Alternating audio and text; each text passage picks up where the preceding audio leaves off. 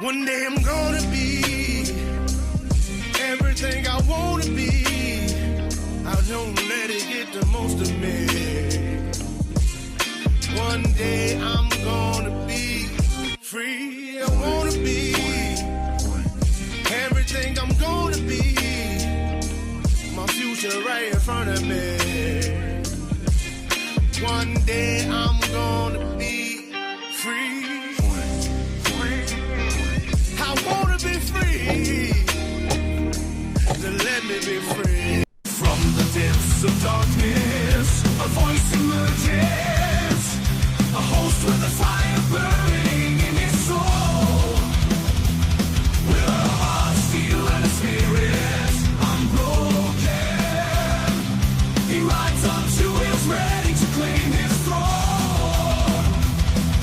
Amidst the chaos and the thunderous roar. Insane wheels rise as a force to be reckoned with. Fueled by the power that only metal can bestow. He takes his stand, refusing to submit. Insane wheels hear his battle cry. Metal and mayhem will never die.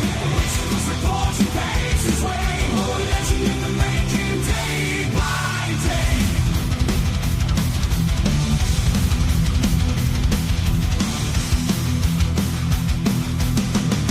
Shit. Yes, sir. Much love, honor, respect.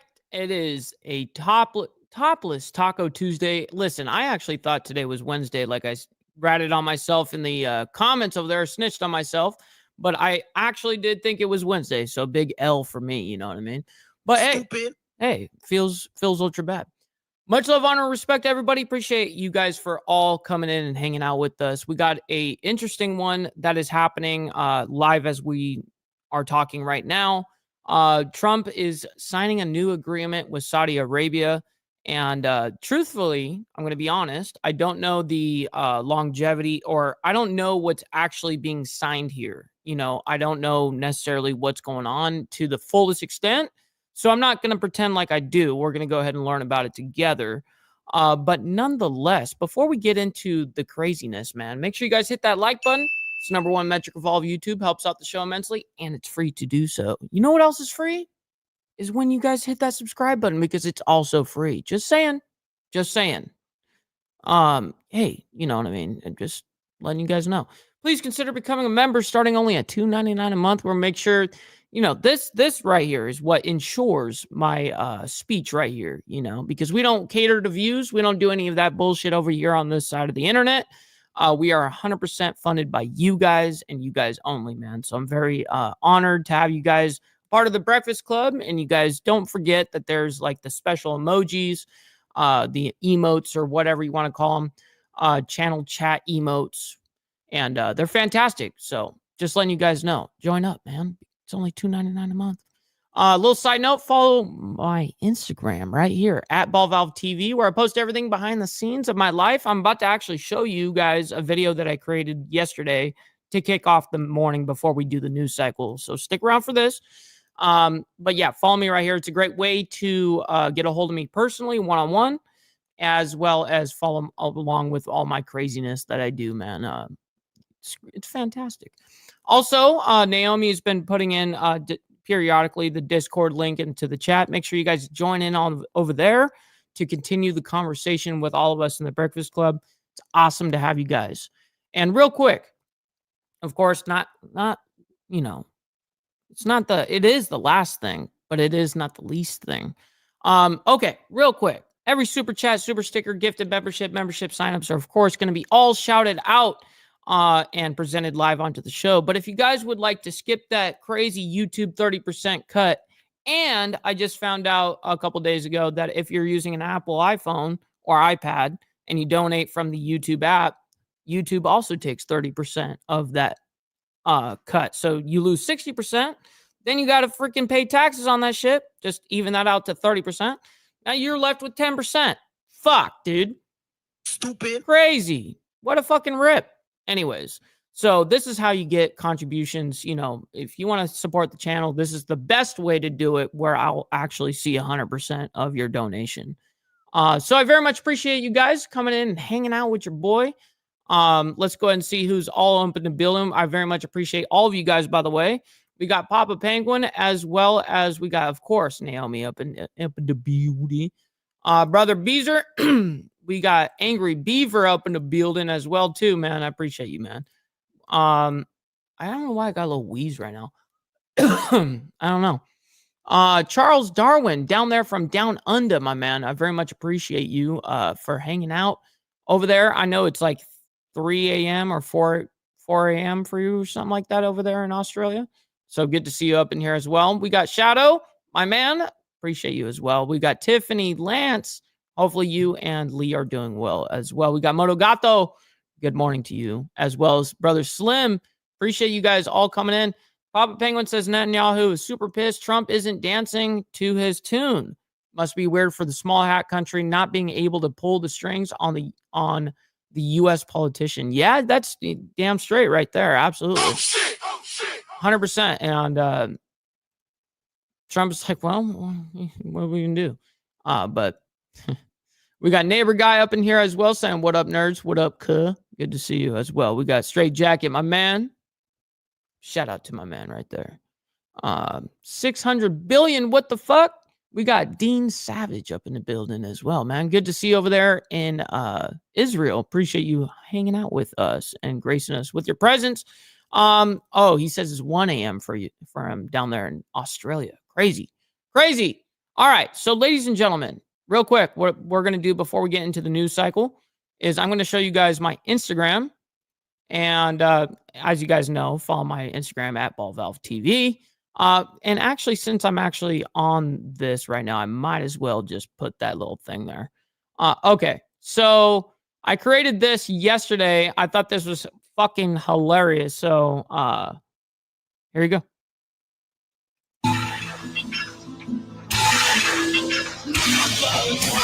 Okay, let me explain what just happened there. He's using like, I don't know if it's like a fondue thing or something like that. I don't know if it's like one of those, bowls of fondue. I have no idea what's actually being done here. But anyways, it's some fancy grill or fancy whatever. And it overheats and explodes, shoots up into the air, and then makes it rain on himself. So watch this. I'm going to replay that.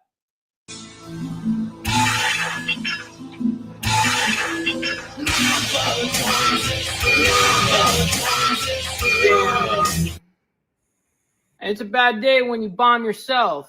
I thought warfare was crazy, but bombing yourself?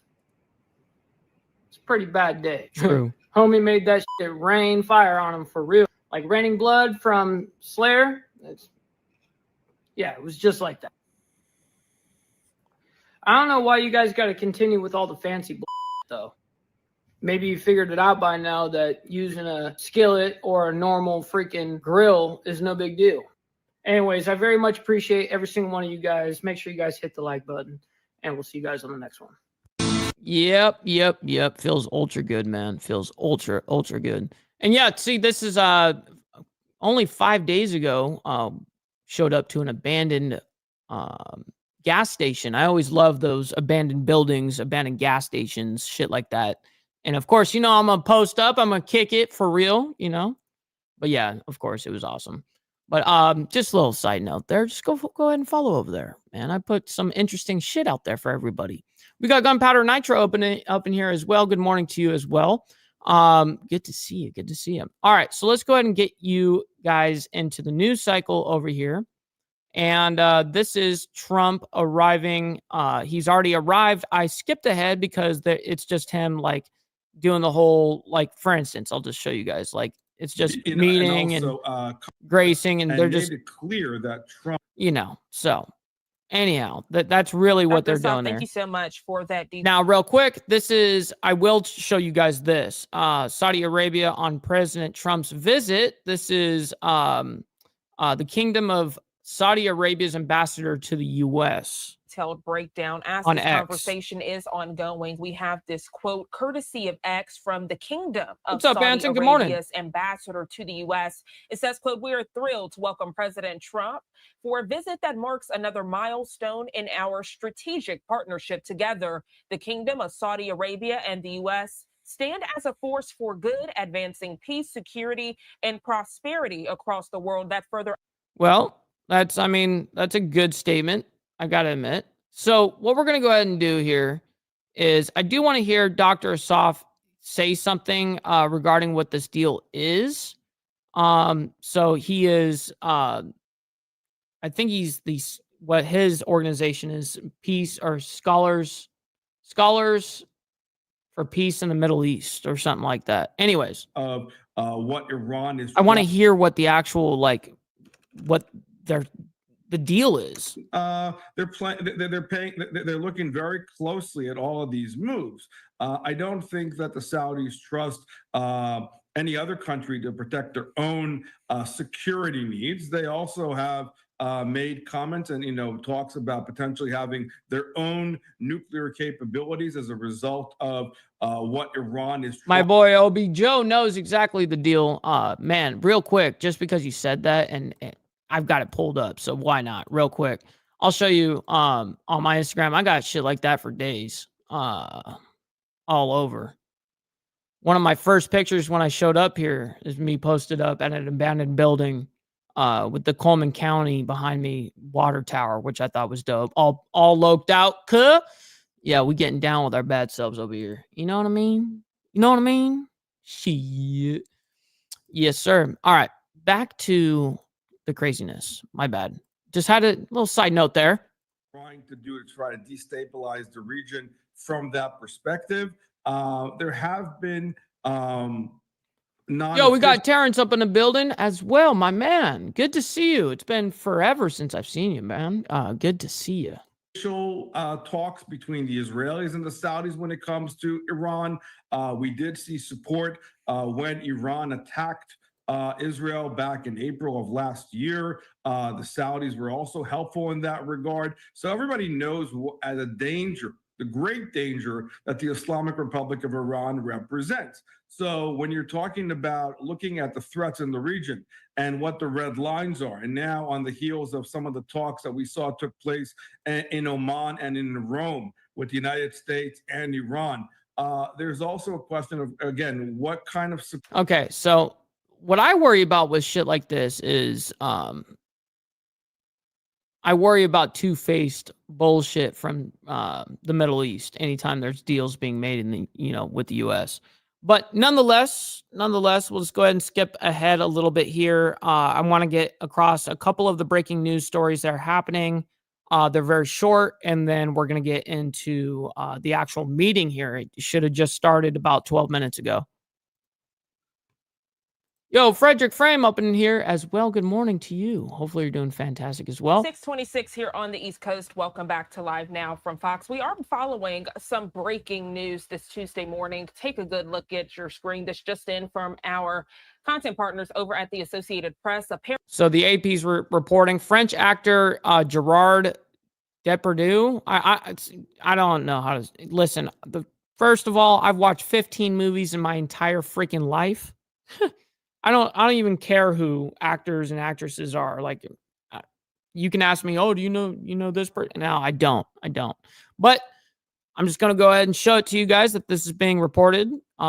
So he's being found guilty of sexual assault. Paris court this Tuesday, they found actor Gerard Depardieu guilty of having sexually assaulted 2 women on a 2021 film set, giving him an 18-month suspended prison sentence. Oh, we're surprised. Hold on. Wait. We're surprised that these guys on movie sets are having sexual relations with women. You know what I mean? Come on, man. Let's all stop the cap here. It's kind of like a thing in that industry. You want to have this role? You're going to suck daddy's dick. That's what you're going to do. You know what I mean? I'm just saying that's what happens. So anyways, back here.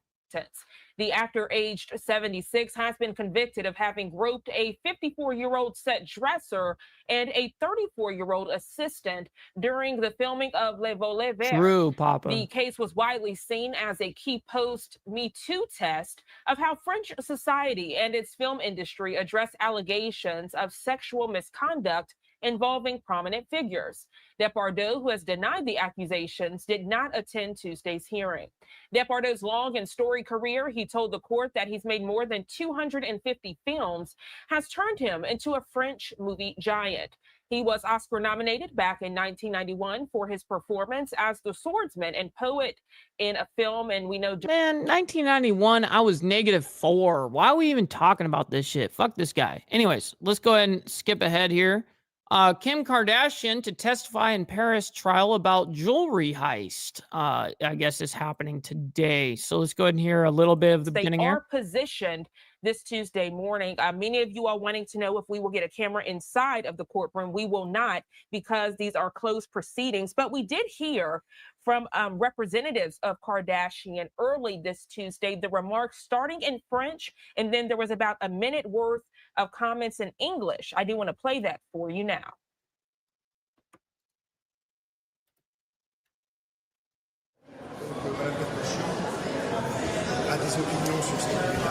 Are they going to speak French the whole time? Please tell me. Terrible fucking audio. Oh my God. And then they're speaking in French. I can't do it today. Emotional damage. Yeah, we're done with that. We're done. So what we're going to go ahead and do is we're going to go ahead and move on ahead to the ordeal here. This is almost nearly live. We are only a few minutes behind, but that's the iconic future project, Prince Mohammed bin Salman Stadium.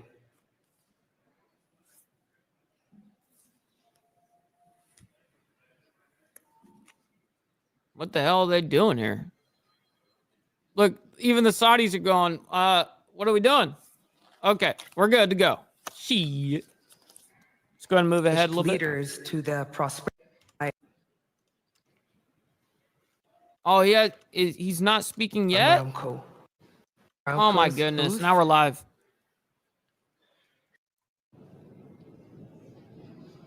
So I thought he was up there speaking already. He should have been up there speaking 17 minutes ago, damn it.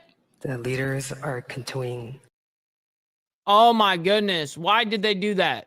Oh my God, now they're switching it The over. master plan There we for go. New Murabba project.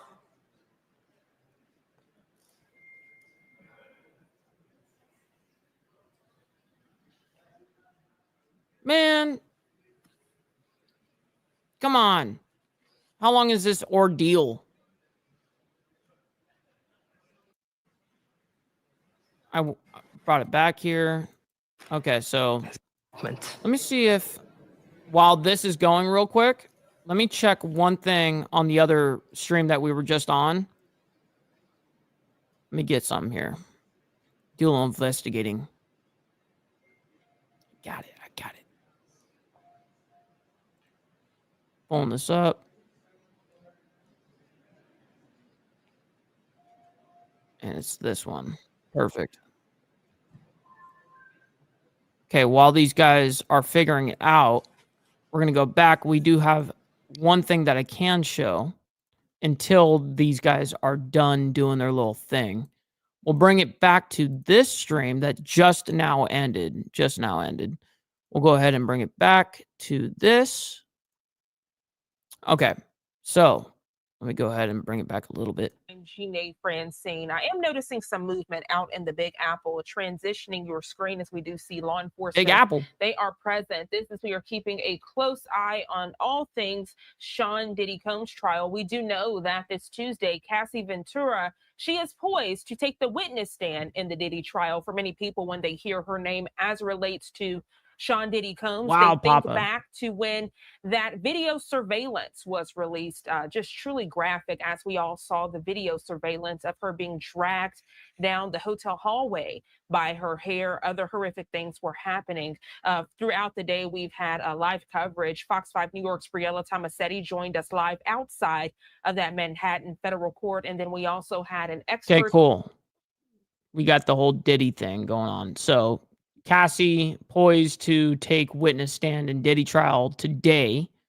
Okay, so while we wait, I wanted to bring us back to Dr. Asaf, and I wanted to hear his breakdown a little bit better where we left off. Conversations between, because we're waiting obviously on Trump to go ahead and get out there and start speaking. I have it running in the background so I can watch when he steps on the podium. I'll be able to, I'm checking in periodically to make sure that we're not skipping it because we are breaking news today. This, as you guys can see on my title, live breaking. So this is what it's like going through breaking news. Just letting you guys know. It's just part of the deal. Anyways, the Israelis and the United States as far as what does the end of the war look like? And what does the day after tomorrow look like when it comes to Gaza? And would a potential partner like the Saudis potentially invest in Gaza and in the fate of whatever takes place when it comes to Israeli-Palestinian relations? These are all part of the unknowns, but will be part of the agenda items that will be part of the conversation. Dr. Asaf, thank you so much for okay, so you didn't say too much there. Break down your expertise and perspective. I hope you have a great rest of your day.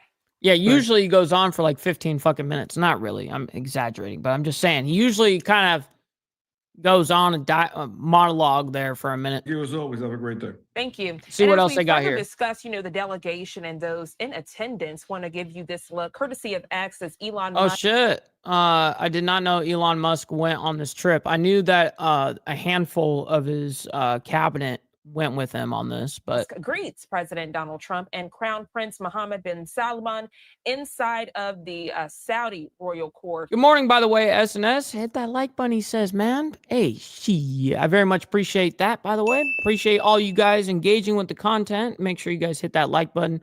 You guys don't have to necessarily like the craziness around the world, but you guys can like it for me and my takes and helping out the channel. Absolutely. I know it's one extra step, but, very much appreciate it. Goes a long way. And by the way, for all them pocket watchers out there, you know what I mean? Maybe you need to donate some freaking money. Donate. Maybe you need to donate some freaking money. Maybe you need to donate some freaking money. Donate.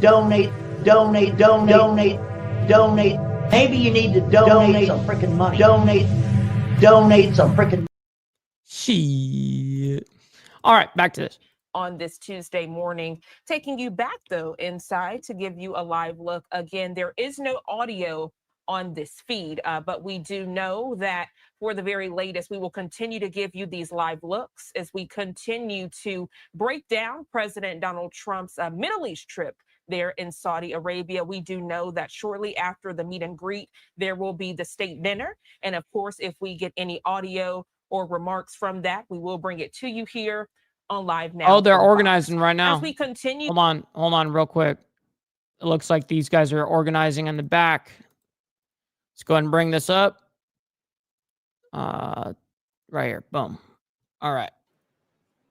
Not really sure what's being said here, but they are organizing like they're about to get up there and speak or something. So, who knows what they could be doing right now, though. I'm just wanted to see what was going on. There's kind of a big background here. See, they're kind of organizing here. Time and patience. Wait, what did she say there? I want to hear that. Thank you all for your time and patience. Oh, just thank you for all your time and patience. Yeah, because they're fucking chatting Trump's ear off, motherfucker. Let him speak. God damn it. We're almost 25 minutes past. Motherfuckers. All right. I'm still watching it. Just so you guys know. Still watching it in the background here. If as soon as the first word comes out of his mouth, it's going to be live for you guys to be able to watch. All right. Stories and headlines. Speaking of the Middle East, I do want to transition to give you a live look here at 6:17 on the East Coast, taking you out to Tel Aviv, Israel, as we discussed the U.S. delegation that did travel alongside President Donald Trump. We know that earlier this morning, President Trump's Middle East. Yo, Mount High, my man. Good morning to you, kind sir. He says like button and left-handed tobacco all around. Yes, sir. By the way, very much appreciate you guys hanging out with us on this Topless Taco Tuesday morning. You know what I mean? Feels ultra good. And you just reminded me of something, Mount High. I do have my, pen and stuff like that right here, but I'm going to go ahead and grab my real left-handed tobacco and my ashtray. So I'm going to go ahead and do that. And yes, he's calling you guys out in the chat, yo. We got it going on right here. Oh, shit. This is 24 watch and 18 likes. Just saying, just saying. Emotional damage. I very much appreciate you, Mount High, by the way. And yes, I will check. I've been periodically checking, by the way. I feel like I'm really good, usually at continually checking throughout the stream. I actually have like my email up, so it shows like, you know, basically like the Venmo, the Cash App, the PayPal, all of it is linked there. So if just came in right now, boom, just came in through my email. Okay. We got Brian, the man, coming in hot. Well, hold on. Says for a 10 spot, by the way, 10 spot. Saying to buy you a drink with the thumbs up. Yes, sir. I very much appreciate that. Thank you for the 10 spot. It will absolutely go to a drink of my choice. Most likely a vodka Red Bull. You know what I mean? Absolutely. Very much appreciate that. And thank you, Naomi, for giving me the heads up there. I'm going to grab my left-handed tobacco, though. And I'll be right back. Envoy Adam Bowler, they were at Hostage Square there in Tel Aviv, where you're getting a live look. They both gave brief remarks. I want to play those remarks for you now.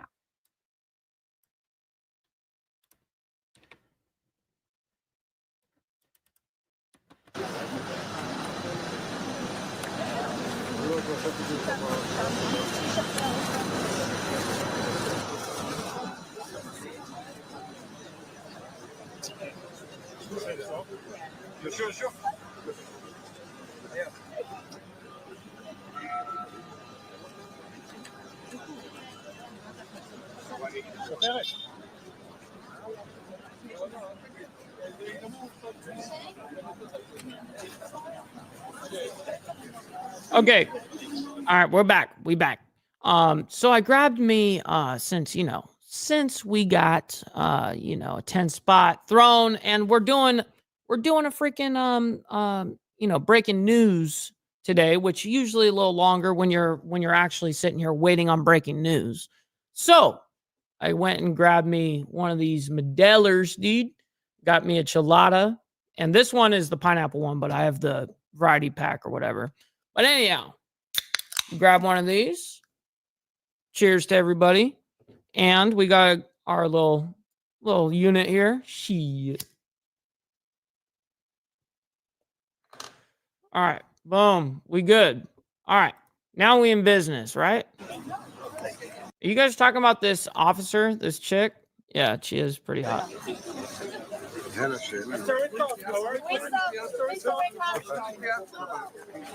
What is happening? Oh, shit. Hold on. There's some speaking going on here. Hold on. There's some speaking going on. Breaking news type shit. Where is it? It's right here. Boom. All right. Please join. This is live. The business leaders representing. This is live right now. Strategic Economic Partnership. Shine with Stacks. Good to see you, man. Good morning. For a memorable photograph. Ladies and gentlemen, a big round of applause and a deep appreciation for this moment. This is an ordeal. And for our distinguished leaders.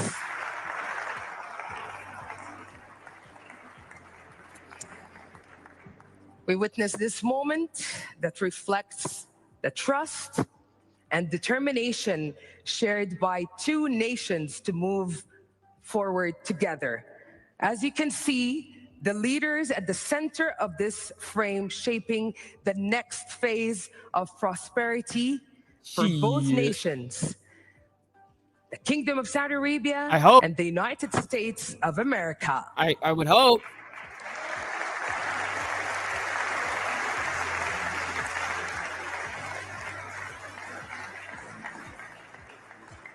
That's how it's done right there. Boom. Rabbit of Chaos. Good morning, by the way. I see you. And now, distinguished guests, I'm deeply and truly honored to welcome His Royal Highness, Prince Mohammed bin Salman bin Abdulaziz Al Saud. How do you say that? And Prime Minister to deliver his speech. Welcome, Your Royal Highness. The stage is yours. What a moment.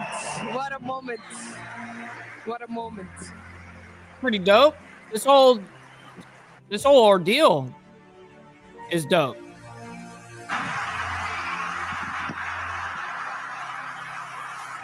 Left to right, bitches. Left to right. America first.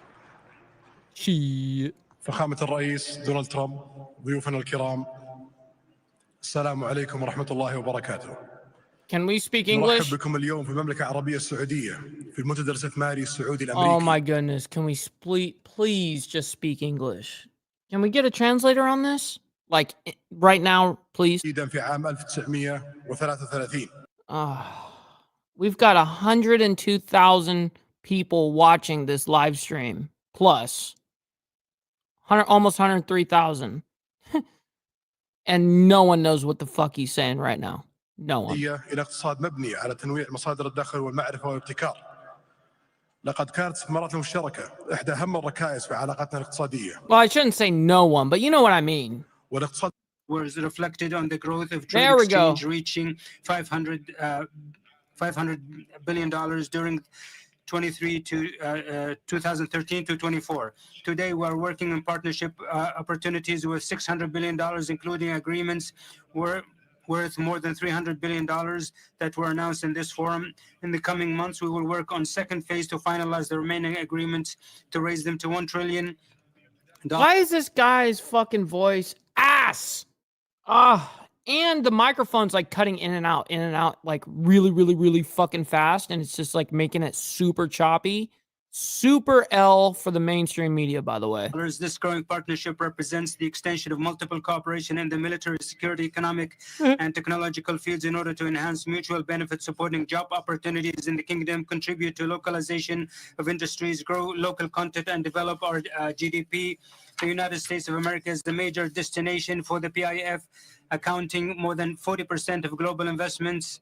Which reflects the confidence of the U.S. economy capabilities to innovate, especially in promising sectors such as technology and AI, which contributes to transfer of knowledge and exchange of expertise. Number of U.S. companies operating in the kingdom is 1,300 companies, representing approximately a quarter of the volume of foreign investments. These include 200 companies that have their regional headquarters in the kingdom. The kingdom's Vision 2030 was able to achieve most of its targets. It is bringing about an unprecedented economic transformation that aims to diversify the economy and empower the private sector to be the main driver of growth in the largest economy in the region. Non-oil exports, because his life really does depend on it, have increased $82 billion in 24. Additionally, over 2.4 million male and female citizens were employed. The unemployment rate fell to its lowest historical levels with the multiplication of women's contribution to the labor market. In conclusion, Mr. President, I am confident that today we will continue to build with you based on the foundations of these close partnership between our two countries. What we signed today is part of a greater ambition that invests the opportunities for cooperation and exchange of benefits. Mr. President, our joint action is not limited to economic cooperation, but extends towards bringing about security, stability, peace in the region and the world. Once again, I welcome you in the Kingdom of Saudi Arabia. I look forward to listening to your remark, Mr. President. Fucking Beezer.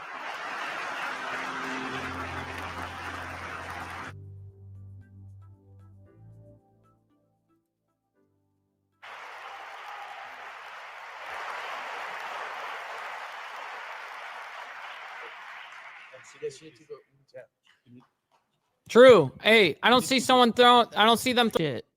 I gotta mute it. We muted it. So let them do their thing here for a sec. My wife. Concept of American patriotism is completely lost on every other country in the world. It is true. It is very, very true. And fucking meanwhile, you got Trump dancing around in his spot over there by himself, just swaying back and forth and shit, like waiting for this shit to be over. But they are clueless to the way that we look at patriotism. You know what I mean? They have a totally different ideology in the way that they think they know what we would want or what is respectful or whatever, Well, we're innovative patriots over here. Just saying. All right. That's enough. Let's see if they're over it. Of the agreements There we that go. he signed earlier, focusing on the allyship with Saudi Arabia, but also talking about some concerns over Iran's nuclear program. So we are just moments away from hearing President Trump as he is speaking at the Saudi-U.S. Investment Forum. They were sharing the billions of dollars that both countries have invested in one another as they continue to forge this allyship between the two nations amid a lot of conflict in the Middle East. And we see President Trump standing there as we await the end of this song, which we cannot play in its entirety due to copyright purposes. See? But we do see that it looks I'm like glad it that might I be did what I concluding did as then. everyone is on their feet and standing. And so now let's listen in. I'm glad that I thought Thank the you same very way. much. It's an honor to be here. What a W. great place. What a great place, but more importantly, what great people. I want to thank His Royal Highness, the Crown Prince, for that incredible introduction. He's an incredible man. Known him a long time now. There's nobody like him. Thank you very much. Appreciate it very much, my friend. And it's a tremendous honor to return to this beautiful kingdom and be welcomed back with such extraordinary generosity and warmth. Johnny Reno. I've never forgotten the exceptional hospitality showed to us by King Solomon, who's just, we talk about a great man. That is a great man. Thank you, That is a Pitbull. great Good man, morning. a great family. Now, that visit took place exactly 8 years ago. The graciousness of the royal family and the Saudi people is really unsurpassed, no matter where you go. Let me also thank the countless ministers, government officials, business leaders, and distinguished guests for that warm welcome. Very warm, and I know so many of you. I'd like to call out all of your names, but we have a lot of problems. We'd be here for a long time. Yeah. We don't want that, so don't be upset. And wouldn't be able to With say this it. historic state visit, we celebrate more than 80 years of close partnership between the United States and the Kingdom of Saudi Arabia. Ever since President Franklin Roosevelt met with King Solomon's father, King Abdul Aziz, aboard the USS Quincy in 1945, the U.S.-Saudi relationship has been a bedrock of didn't know that, security and Sugar. prosperity. Today, we reaffirm this important bond, and we take the next steps to make our relationship closer, stronger, and more powerful than ever before. It is more powerful than ever before.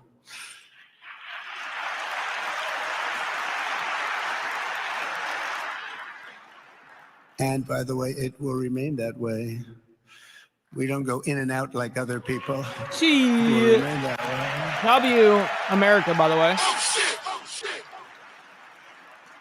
I've come this afternoon to talk about the bright future of the Middle East, but first let me begin by sharing the abundance of good news from a place called America.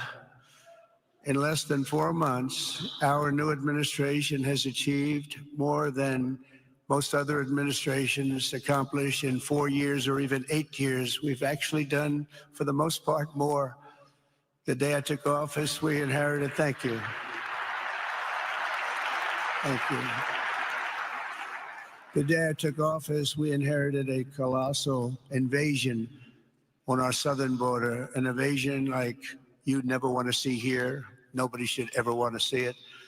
But within weeks, we slashed illegal border crossings to an all-time low, down 99.999%. That's good, even for this great gentleman standing right in front of me. That's a good number. We had No kidding, Dean. hundreds of thousands of people. They came in at the same time last year. And last month, we had, in this massive border, 3 people that got in. That's quite a difference. And we have no choice but to get a lot of the people that came in because they were not the best people. They were, in many cases, very bad people. We're getting them out. We're getting them out very fast. We're bringing them back to where they came from.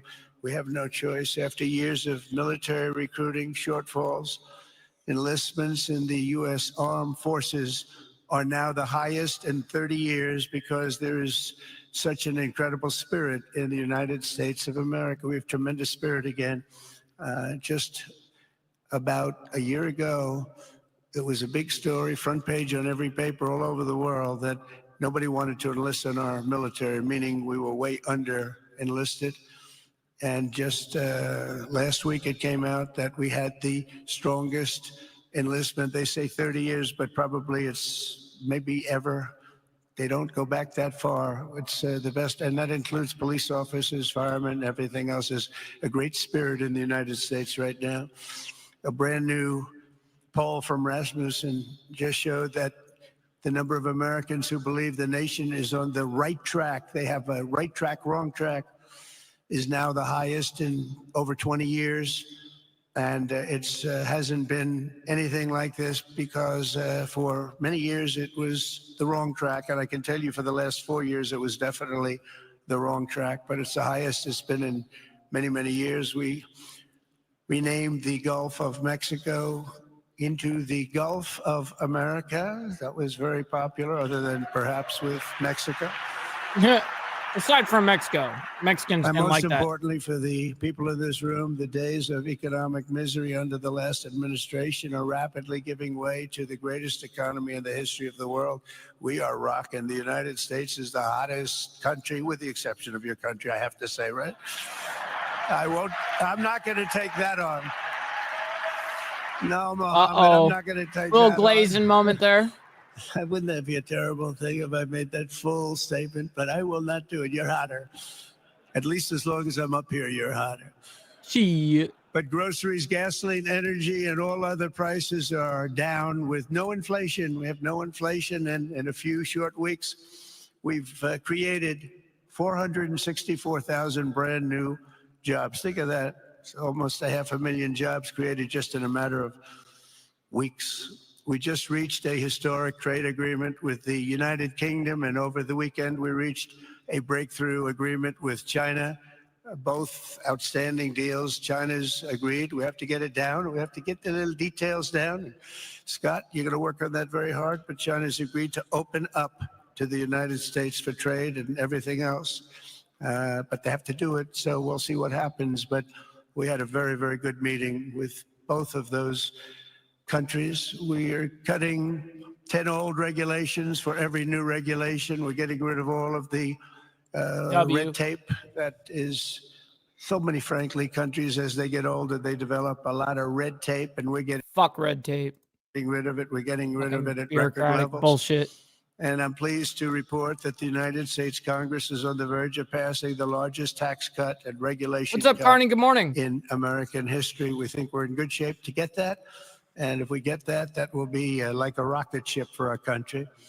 In the first quarter of the year, the investment in America was up an astounding 22%, more than $10 Damn straight, trigger warning. trillion of new investments have been announced or are coming just since the election on November 5th. So think of that. In a very short period of time, we have over $10 trillion. And it could be much higher than that. Not everybody comes to the White House to have a news conference that they're going to be opening up in America, but they're all coming in at numbers that we've never seen before. If you take a look at other presidencies, they wouldn't do $1 trillion sometime in years. We did this in essentially 2 months because you have to say we got into office and they gave me about a month to clean up and fix up the Oval Office. And after True that, neighbor we guy. started working. And the money is pouring in, the jobs are pouring in, the companies are pouring into our country like we've never seen before. There's never been anything like it. Make sure you guys hit the like button for big money. You know what I mean? Make sure you guys hit that like button. Very much appreciate you guys. We're live right now. And we let other people tariff us into losing a lot of money and a lot of jobs. And now we're tariffing them. And it's at a level that nobody's seen. It's a level that is making us a very much different country and a very different Republican Party. We won a tremendous victory in November. We won all 7 swing states, the popular vote by millions and millions of votes. The Electoral College, we won by 312 to 226. Remember, they said, well, we could get to 270. You know, we got to 312. That's a big difference. And very importantly, we won counties throughout the United States, 2,660 to 451. That's why when you look at a map, they're all red. It's all the whole country. What's up, is Jeremiah? Red. Red stands for Republican. Good morning. From the moment on and from the moment we started, we've seen wealth that just poured and is pouring back into America. Apple is investing $500 billion. NVIDIA is investing, and I see my friend is here. Jensen, that's very good, wherever you may be. Thank you very much, because he's putting in $500 billion. TSMC A lot of money. is investing. $500 billion. Even for a rich Saudi. Where is Jensen, by the way? Where is Even he? for a rich Saudi, that's a little bit, Saudi prince, over there. Even for them, that's a little drop in the. That's a little briefcase full of money right there. He's standing here. Where is he? I just saw Beth. Thank you very much, Jensen. I mean, Tim Cook isn't here, but you are. What a job you've done. He said he's got 99% of the chip market. I don't know. That's a big. That's not easy to beat. But what a job you've done. Thank you. We are proud to have you in our country. You know that. Thank you for the investment. TSMC is investing $200 billion, and with this trip, we're adding over $1 trillion more in terms of investment and investment into our country and buying our products. And nobody makes military equipment like us. We have the best military equipment, the best missiles, the best rockets, the best everything, best submarines, by the way. Most lethal weapon in the world, in addition to purchases of $142 billion of American-made military equipment by our great Saudi partners, the largest ever. This week, there are multi-billion-dollar commercial deals with Amazon, Oracle, AMD. They're all here. Uber, Qualcomm, Johnson & Johnson, and many, many more. So I want to congratulate everybody. So many great business executives, many of you, most of you I know. And they're coming in, about a month ago. They weren't that happy when they saw me. And now they're saying, sir, you're doing a great job. Thank you very much. It's amazing what a rising market will do. True. Oh, it's going to get a lot higher. In fact, I told people 5 weeks ago, this is a great time to buy. I got criticized for that. Now they don't criticize me anymore. People should have listened. But it's going to go a lot higher. You see, we've never had anything like this happen. It's an explosion of investment and jobs, and great companies are coming in. Never seen anything like it. There's no better place to make a future or make a fortune, do anything, frankly, than what we have in the United States of America under a certain President, Donald J. Trump. I have the right attitude. I have the same attitude that the people in the front row, second row, third row have. As you get back, perhaps they start to wane a little bit in terms of their view. But they understand, and we're doing what a lot of smart people would do. That's an epic room back there. Holy shit. Not necessarily being politically correct. How much money do you think is in that building right now? In fact, you saw what we did yesterday with healthcare. We've cut our healthcare by 50 to 90%. You're going to see drugs and pharmaceuticals come down at numbers that nobody has ever seen. And drugs, pharmaceuticals, we think will be dropping. And it'll be a redistribution of costs with other nations. Look at those chandeliers. Really took advantage of a very nice group of people that ran our country. But not only is this a time of incredible excitement in the United States, it's also they got more money. An exhilarating period right here in the Arabian Peninsula. Beautiful place, by the way. Beautiful place. Exactly. Thank you. Exactly 8 years ago this month, I stood in this very room and looked forward to a future in which the nations of this region would drive the forces of terrorism and extremism, drive them right out of existence, and take your place among the proudest, most prosperous, most successful nations anywhere in the world. as leaders of a modern and rising Middle East. So exciting. So exciting. Mohammed, you sleep at night? How do you sleep? Just think it. He said, I try. I try. What a job. He tosses and turns like some of us. Tosses and turns all night. How do I make it even better all night? It's the ones that don't toss and turn. They're the ones that will never take you to the promised land, won't they? But you have done some job. True. But critics doubted that it was possible what you've done. But over the past 8 years, Saudi Arabia has proved the critics totally wrong. The transformation that has occurred even by these incredible business leaders. I mean, you had the biggest leaders in business anywhere in the world standing right before us. But the transformation that has occurred under the leadership of King Salman and Crown Prince Mohammed has been truly extraordinary. Such a thing has, I don't think, ever happened before. I've never seen anything at that scale happen before.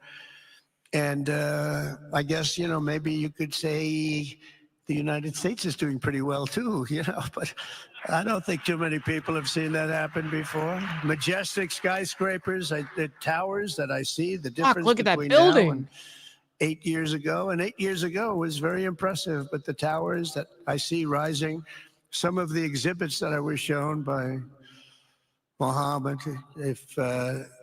what I've seen there is just an amazing, it's amazing process, amazing genius of so many people, architecture, but I have a feeling I know where many of those ideas came from. Happens to be sitting right in this room right before me, but the towers and all of the different, I've seen a lot of different towers. I didn't think there's any version of a tower that I haven't seen in one form or another. Well, I just passed 4 exhibits. I have never seen anything like any of them. So it's going to be very exciting. So get to it, Trump, and say exactly what's happening right now. I want to hear the ordeal. I want to hear the investment now. Among what's the happening. ancient wonders of a growing and exciting city. It's really amazing. Riyadh is becoming not just a seat of government, but a major business, cultural, and high-tech capital of the entire world. I want to hear about the agreement. World Cup is here. Johnny, just stand up, John. Johnny, thank you, Johnny. Everyone's going to stand up for him, of course.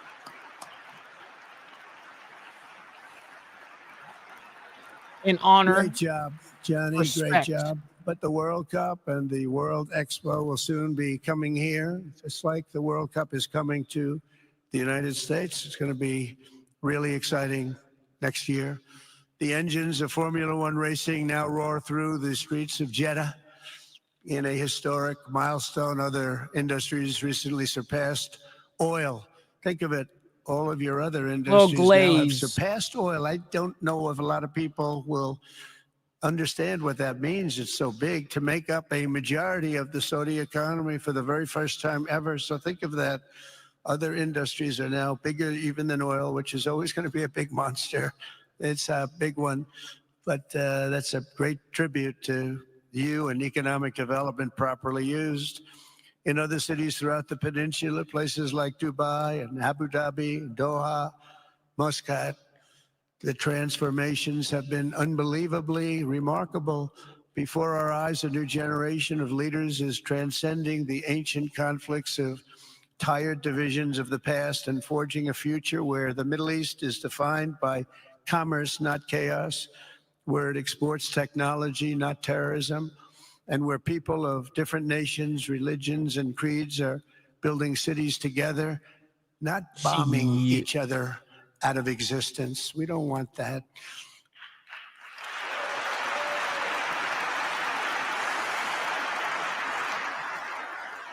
And it's crucial for the wider world to note this great You got that shit yesterday, Anson. transformation has not come from Western interventionists or flying people in beautiful planes giving you lectures on how to live and how to govern your own affairs. No, the gleaming marvels of Riyadh and Abu Dhabi were not created by the so-called nation builders, neocons, or liberal nonprofits like those who spent trillions and trillions of dollars failing to develop Kabul, Baghdad, so many other cities. Instead, the birth of a modern Middle East has been brought by the people of the region themselves, the people that are right here, the people that have lived here all their lives, developing your own sovereign countries, pursuing your own unique visions and charting your own destinies in your own way. It's really incredible what you've done. In the end, the so-called nation builders wrecked far more nations than they built, and the interventionists were intervening in complex You societies. good out there, Brother Dean? We'll see on the flip side. That they did not even understand themselves. They told you how to do it, but they had no idea how to do it themselves. Peace, prosperity, and progress ultimately came not from a radical rejection of your heritage, but rather from embracing your national traditions and embracing that same heritage that you love so dearly.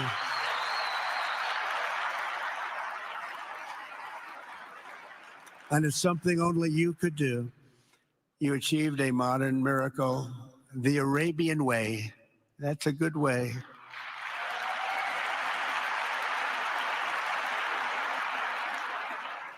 Today, the Gulf nations have shown this entire region a path towards safe and orderly societies with improving quality of life, flourishing economic growth, expanding personal freedoms, and increasing responsibilities on the world stage.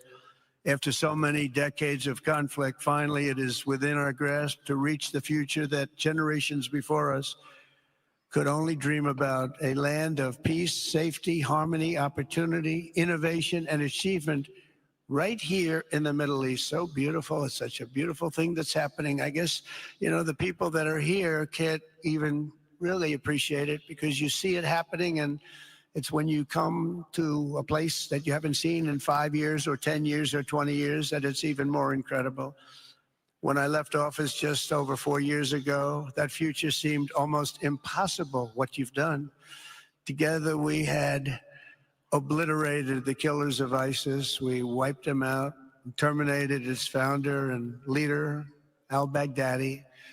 We had healed the divide in the Gulf Cooperation Council. It's a very big deal. And united the nations of the region to stand against the enemies of all civilization.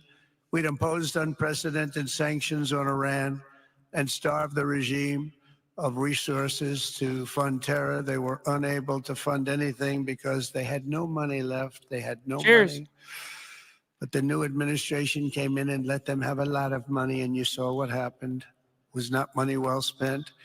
And with the historic Abraham Accords that we're so proud of, all the momentum was aimed at peace, and it aimed very successfully. It's been an amazing thing, the Abraham Accords, and it's my fervent hope, wish, Get to it, even Trump. my dream that Saudi Arabia, a place I have such respect for, especially over the last fairly short period of time, what you've been able to do. But Trump, get to it, dude. Accords, I think it'll be a tremendous tribute to your country, and it will be something that's really going to be very important for the future of the Middle East.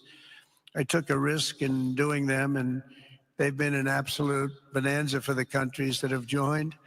Stop the glaze. Biden administration did nothing for 4 years. We would have had it filled out. But it will be a special day in the Middle East with the whole world watching when Saudi Arabia joins us. And you'll be greatly honoring me, and you'll be greatly honoring all of those people that have fought so hard for the Middle East. And I really think it's going to be something special, but you'll do it in your own time. And that's what I want, and that's what you want, and that's the way it's going to be. When I left office, the only thing still standing between this region and its unbelievable potential was a small group of rogue actors and violent thugs seeking constantly to drag the Middle East backward and into havoc, mayhem, and indeed into war. Unfortunately, instead of confronting these destructive forces, the last U.S. administration chose to enrich them and empower them and give them billions and billions of dollars. The Biden administration, the worst administration in the history of our country, by the way, spurned our most trusted and longstanding Gulf partners, and I can say partners worldwide. One of our great Tiffany. partners, no matter who we look to, and we have great partners in the world, but we have none stronger and nobody like the gentleman that's right before me. He's your greatest representative, greatest representative.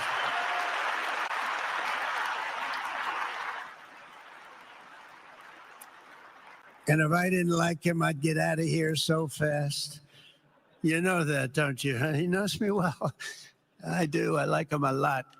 I like him I a like him lot. too much. That's why we give so much, you know? Too much. I like you too much. Too much.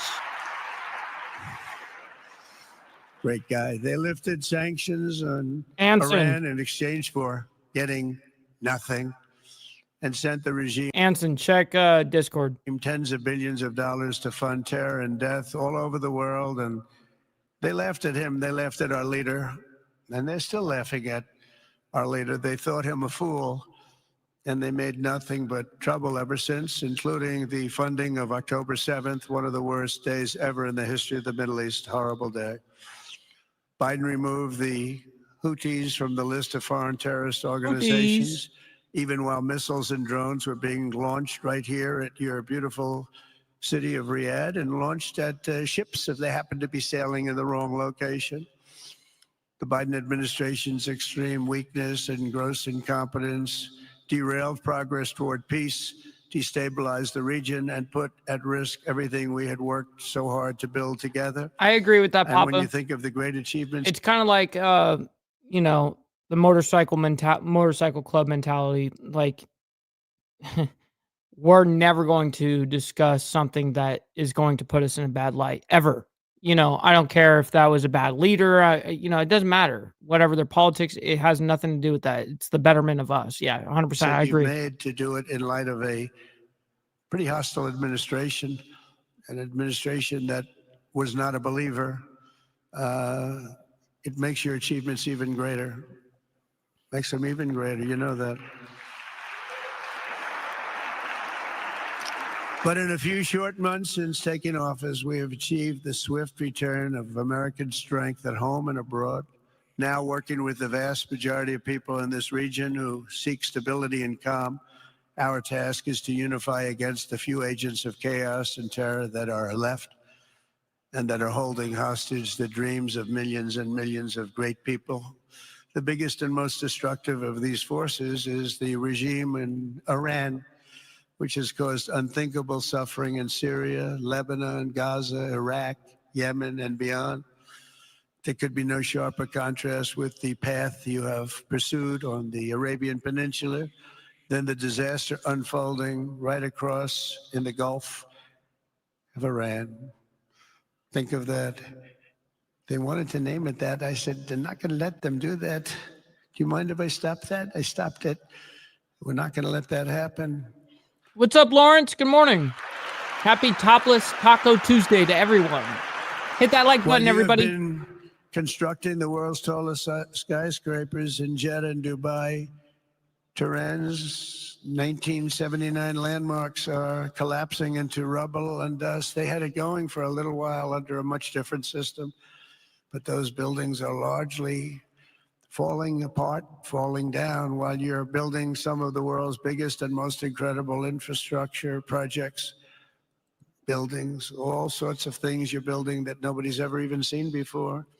Iran's decades of neglect and mismanagement have left the country plagued by rolling blackouts lasting for hours a day. All the time you hear about it. While your skill has turned dry deserts into fertile farmland, Iran's leaders have managed to turn green farmland into dry deserts as their corrupt water mafia, it's called it the water mafia, causes droughts and empty riverbeds. They get rich. What's up, Anson? Hey, what's going on, Mikey? You know, What's I up, didn't buddy? know you had people on your streams, bro. I don't. So I wanted you on here, especially for after this is happening, you know, after this whole speech, this ordeal. If you're okay with it, if you got time, I'd like to be able to discuss it a little bit with you. Yeah, that's fine, man. Cool. Rich, but They don't let the people have any of it. And then, of course, there's the key difference at the root of it all.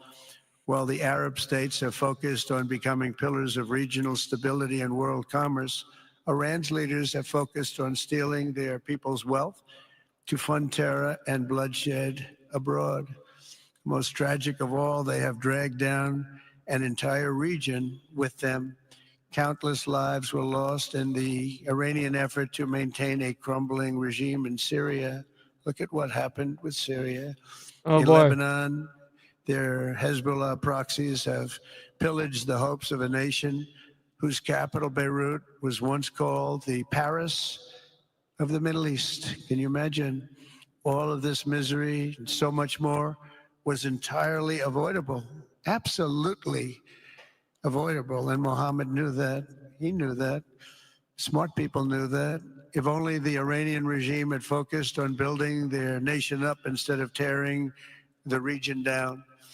Yet I'm here today not merely to condemn the past chaos of Iran's leaders, but to offer them a new path and a much better path toward a far better and more hopeful future. That's a good way to put As it. I've shown repeatedly, I am willing to end past conflicts and forge new partnerships for a better and more stable world, even if our differences may be very profound, which obviously they are in the case of Iran. I have never believed in having permanent enemies. I am different than a lot of people think. I don't like permanent enemies, but sometimes you need enemies to do the job, and you have to do it right. Enemies get you motivated. In fact, some of the closest friends of the United States of America are nations we fought wars against in generations past, and now they're our friends and our allies.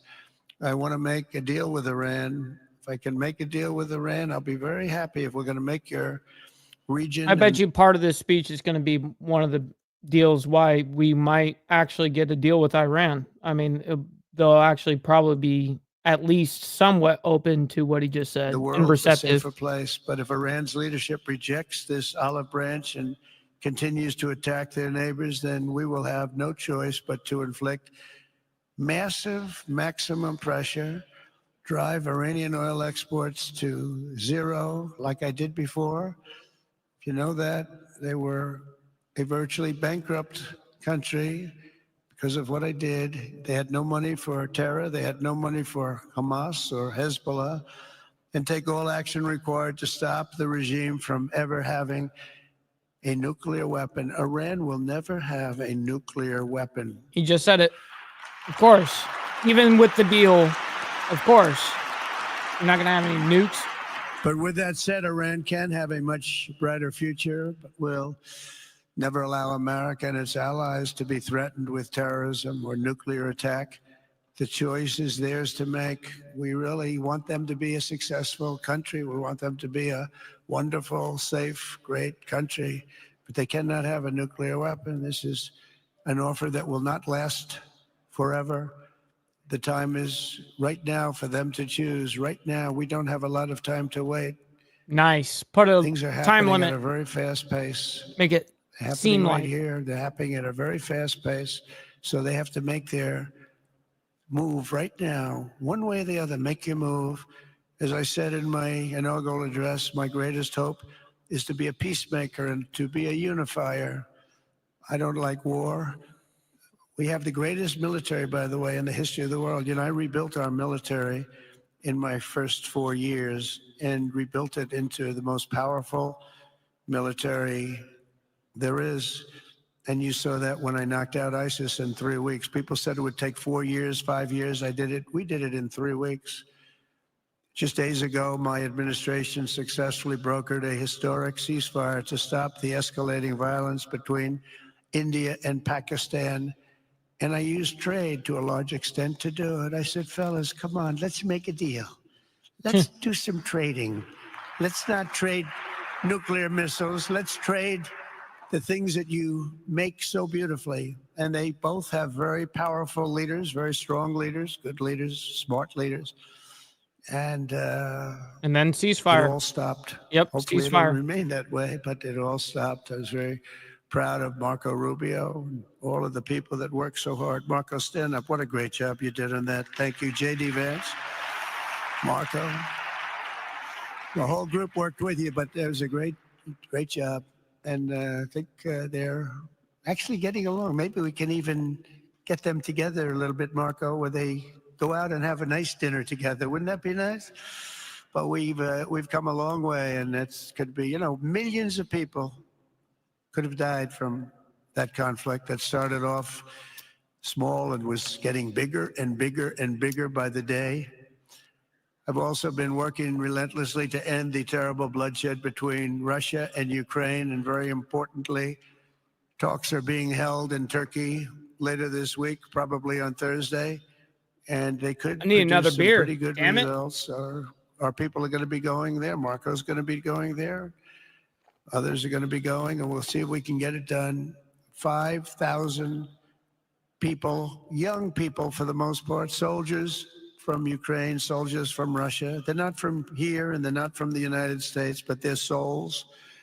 They're souls. I think usually, mostly, they're young, beautiful souls that left their parents waving goodbye, left their brothers and sisters. Goodbye, I'll see you soon. And they got blown to pieces. 5,000 on average a week are dying.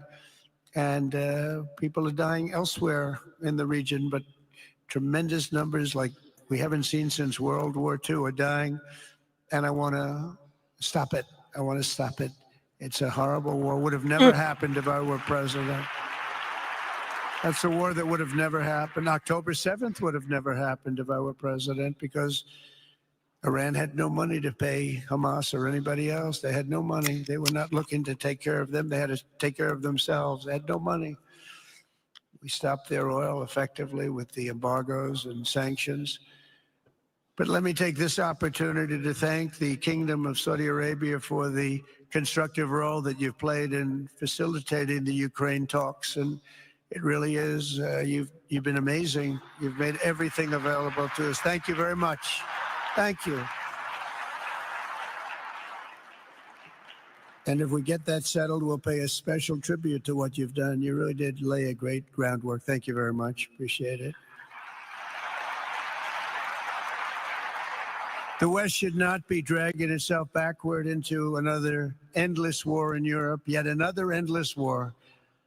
We should stop the killing and work together to address the biggest long-term threats as one unbeatable team. Think of us as an unbeatable team. I mean, when you look at what you've done here, that's much more difficult than stopping stupidity. Think of it. They're my favorite, It's Johnny. stupidity. What you've done is much more difficult, and you did it better than anybody else has ever done it. As President of the United States, my preference will always be for peace and partnership whenever those outcomes can be achieved. Always. It's always going to be that way. Only a fool would think otherwise. In recent years, far too many American presidents have been afflicted with the notion that it's our job to look into the souls of foreign leaders and use U.S. policy to dispense justice for their sins. They loved using our very powerful military, and now it's really the most powerful it's ever been. We just are getting a budget approved, $1 trillion, highest budget we've ever had in history for military, $1 trillion. And we're getting the greatest missiles, the greatest weapons. And, I hate to do it, but you have to do it because we believe in peace through strength. You have to have the strength, otherwise bad things could happen. But hopefully we'll never have to use any of those weapons. Seems to be an awfully big waste of money if you're never going to use them, but hopefully we'll never have to use them, because the destructive power of Hit some that of those link, everybody. weapons are like nobody's seen before. I believe it is God's job to sit in judgment, my job to defend America and to promote the fundamental interest of stability, prosperity, and peace. That's what I really want to do. I will never hesitate to wield American power if it's necessary to defend the United States or to help defend our allies.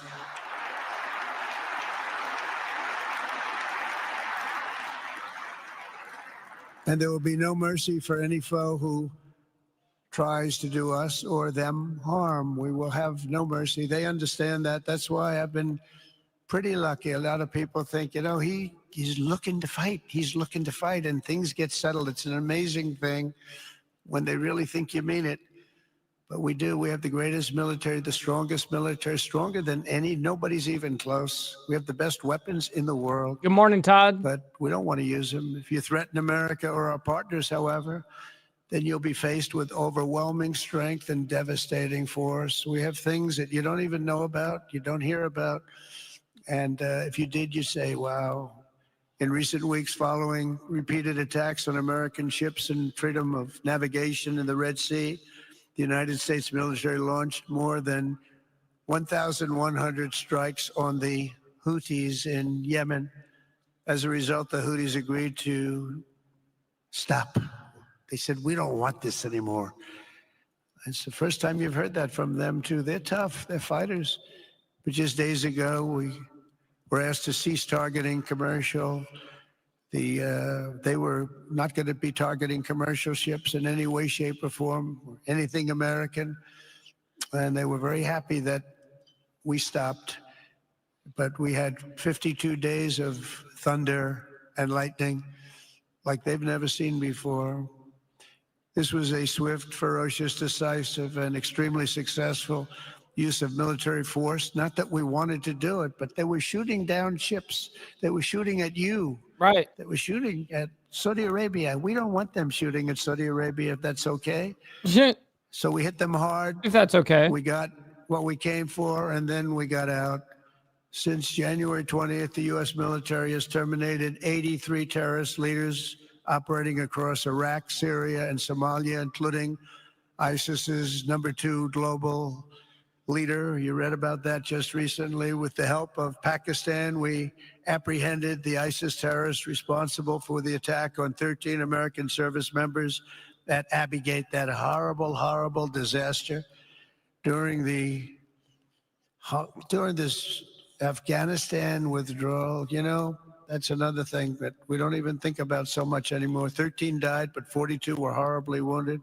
But hundreds of people died overall, because I count the people on the other side.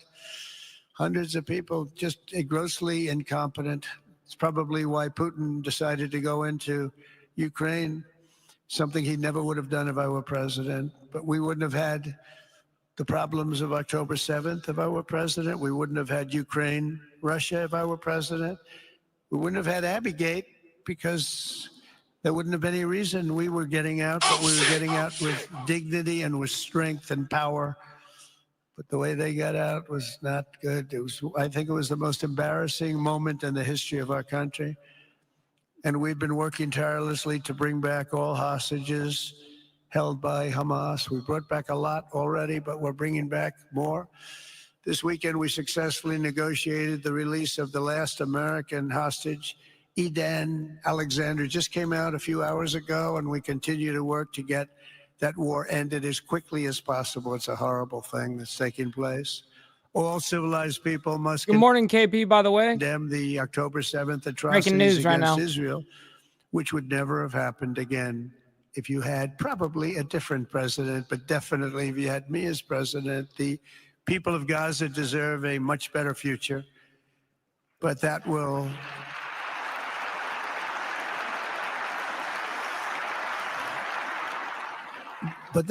or can not occur as long as their leaders choose to kidnap, torture, and target innocent men, women, and children for political ends. The way those people are treated in Gaza, there's not a place in the world where people are treated so badly. It's horrible.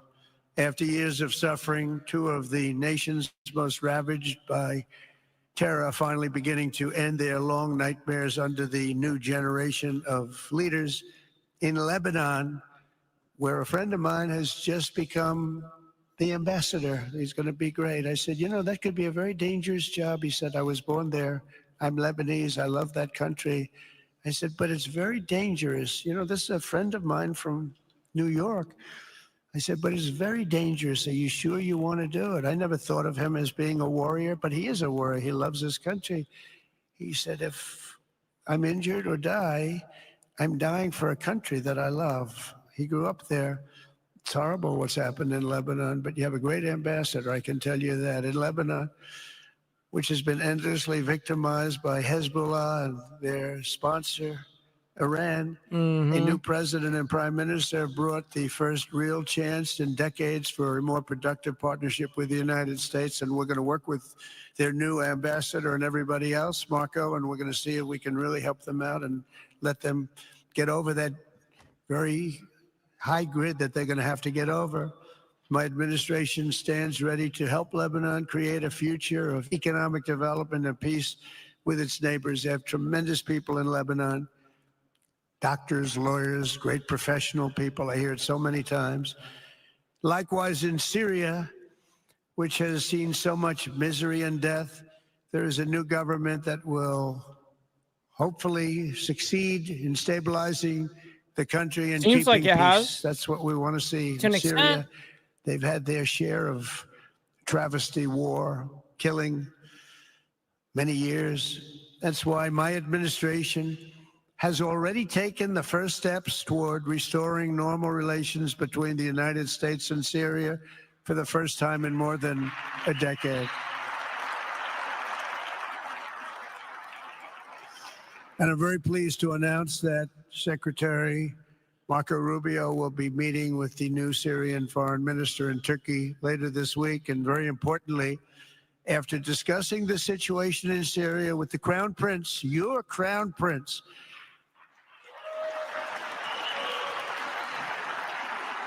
Actually pretty dope. and also this whole with ordeal. President Erdogan of Turkey, who called me the other day and asked for a very similar thing, among others, and friends of mine, people that I have a lot of respect for in the Middle East. I will be ordering the cessation of sanctions against Syria in order to give them a chance at greatness.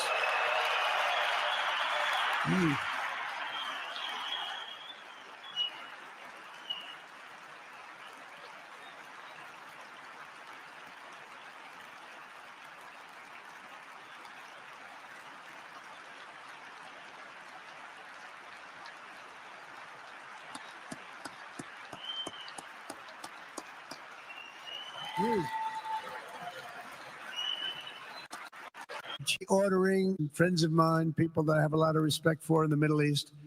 I will be ordering the cessation of sanctions against Syria in order to give them a chance at greatness.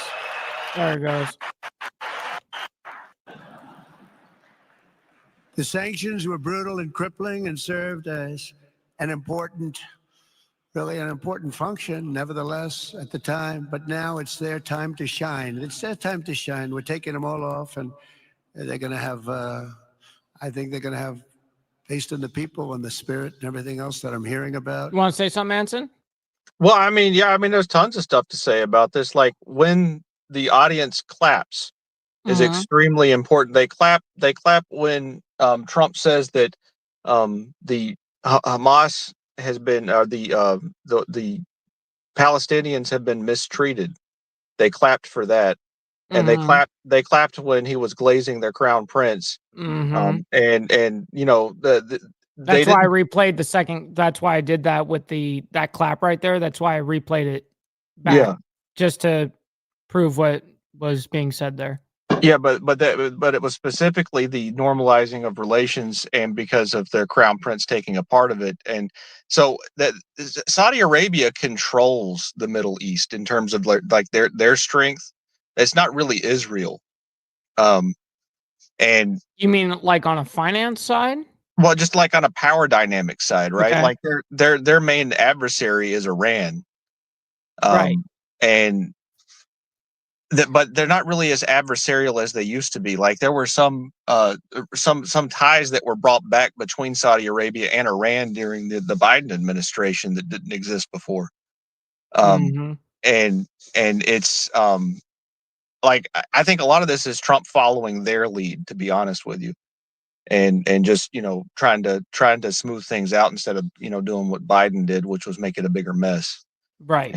And could you have imagined Biden making a speech like this? Like he would have been impossible.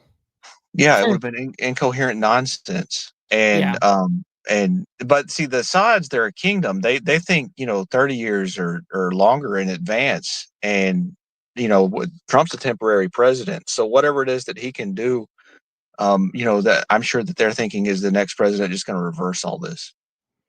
Oh, I see what you're saying. Well, because shit like that does happen. Yeah. Where we can't have like sitting here with 50-year deals. It seems like everything is a 4-year deal, Yeah. But in terms of Trump's description of Iran, and like he's got a very interesting historical perspective of why Iran doesn't like us and why they're so angry in the Middle East, because it's not as simple as the way he described it. And the people over there understand that the United States has been meddling in all these other countries and they just need to stop. And he didn't talk about the fact that the whole reason why Iran is the way it is because they overthrew one of our puppet dictators. And from their perspective, it's kind of like how we viewed the British in our early government, right? The British were still our adversaries for a long period of time after we overthrew them, and Right. they view us in Iran as the people that they overthrew. And so from their perspective, like I can understand why they don't like us. Well, no, that's great to have context of understanding how the other side is thinking. Like, I think it's important, to give context. I don't think it's just cool to take one certain side. I think context to everything, whether it's an argument, debate, whatever it is. I think that's the best way to deal with anything, right? Yeah. But man, I appreciate you having me up here, man. It's pretty cool. Yeah, man, absolutely. I thought, well, this is a breaking. This isn't more or less, there's times that obviously I can speak freely. This is my channel. I can do whatever the fuck I want, right? You know what I mean? But when I'm doing breaking news, I was doing breaking of like the entire DNC, for instance, all 4 nights. And when I did that, it's a long drawn out, like, ordeal. It's not just an hour or two. And me, I do a show where I do it for an hour and boom, it's over. I don't usually go past ever unless it's breaking news. When it's breaking like major events in the world, I will absolutely make, total exceptions. So I try to actually save a lot of what I have to say for the majority at the end, rather than me interject like I normally do in my news in the mornings. You know what I mean? Yeah, I understand. Yeah. Yeah. It's definitely breaking though. This is wild. Like, normalizing relations with Syria and like a commitment to trying to find peace with Iran, like that's actually substantive. I think that's awesome. Yeah, but like every president does that though. I mean, Obama had the Iran deal, and Biden had an Iran deal, and Trump's trying a different route. They based the Obama and Biden tried to use Iran as a proxy against Israel to balance their power out. Right. And I don't think Trump wants to do that. What do you think about what Papa just said right here? Trump's speech is shaped more by him being pissed off at Netanyahu and less by the Saudis.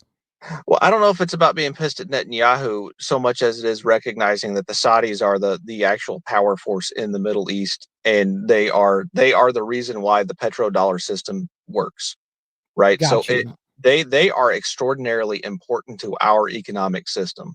If they decided to stop using the dollar to trade in oil, our currency would collapse. Wow. And so that's how we export our dollars so efficiently, right? And so they could very easily say, you know what, we're going to do this in the Chinese currency, and then we would cease to be the world superpower. It would be an overnight. It's kind of like what happened with Great Britain after World War II, where they were the world's reserve currency, and then their system fell apart, and we replaced them with the Bretton Woods Agreement, right? So is that why, like, any president, like when you said any president would have done this kind of thing, blah blah blah? Do you mean because we're always not catering, but kind of glazing them to, ensure our currency? Yeah, well, yeah. I mean, they're they control OPEC from like a majority size. And so a lot of the cartel trade of oil in the world is controlled through them. Wow. And Well, I know Saudi oil and the Saudi business of oil is just insane there. It's just insane. I mean, that's where the money we're talking about comes from, right? That's where all this money that even this building probably built, Well, and they've been diversifying out of oil too, because they understand that if they're a one-trick pony, that they're going to fall apart eventually. Right. Right.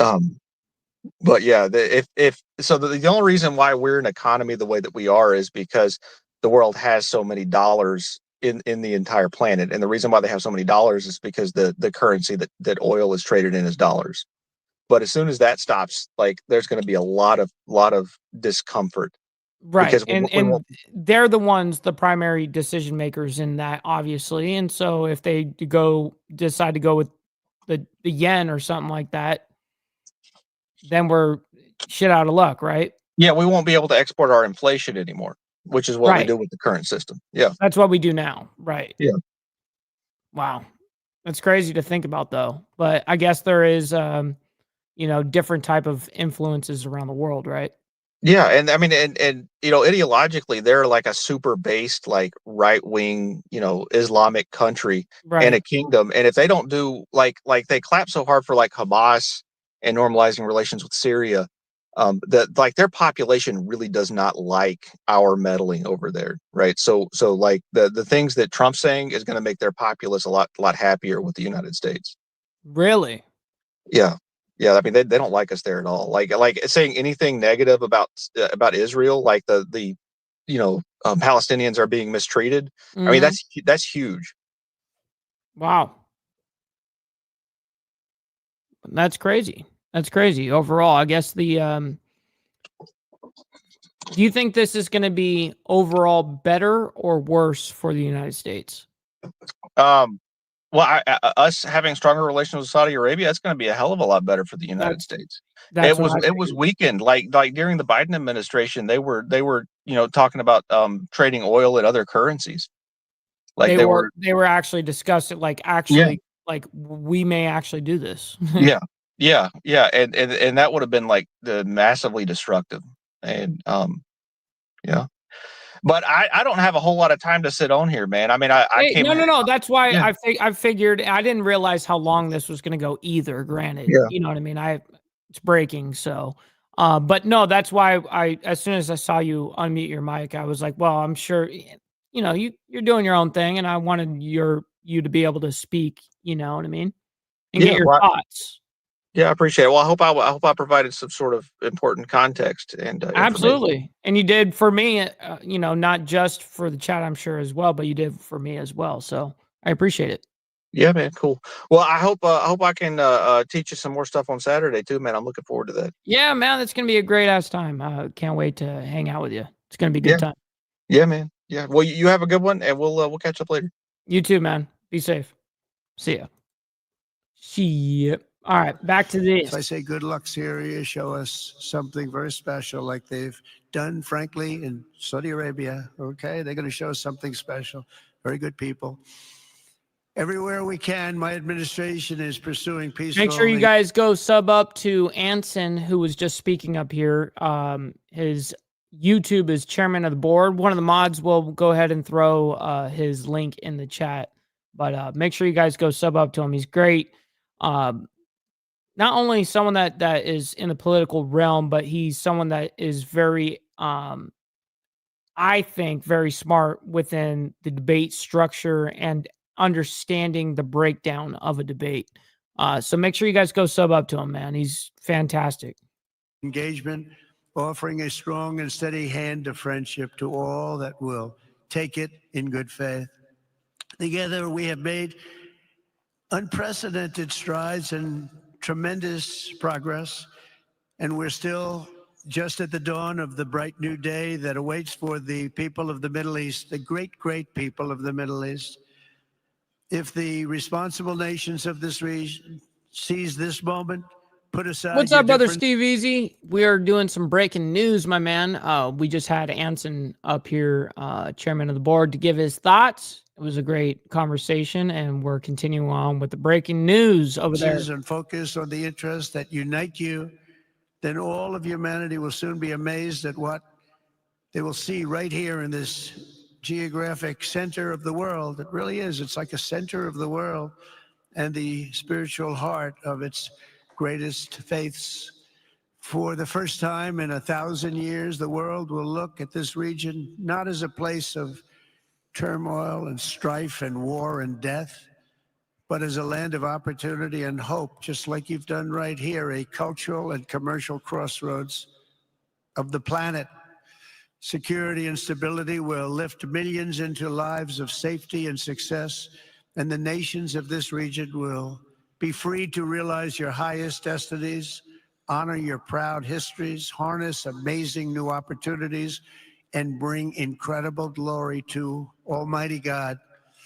People will come from all over the globe to be inspired by the cities you build, the businesses you create, the technologies you invent, and the beauty, talent, and potential you unleash right in the hearts of your citizens.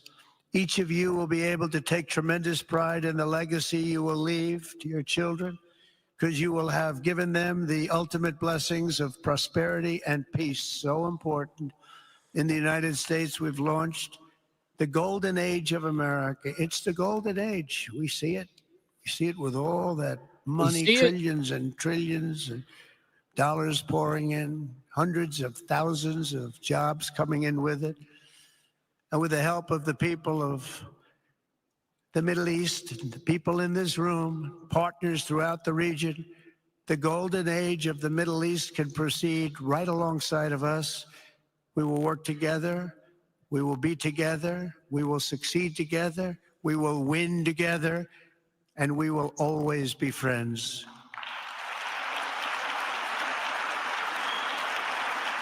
There you go. There you have it. Thank you. See ya. So, Mohammed, I want to thank you again very much for having me. And as a representative of what I think is the greatest nation in the world, we are with you all the way, and you have a tremendous future. Thank you very much. And please pay my respects to your father. Thank you very much.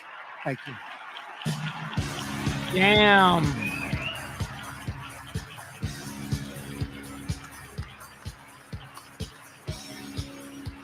Thank you, Naomi.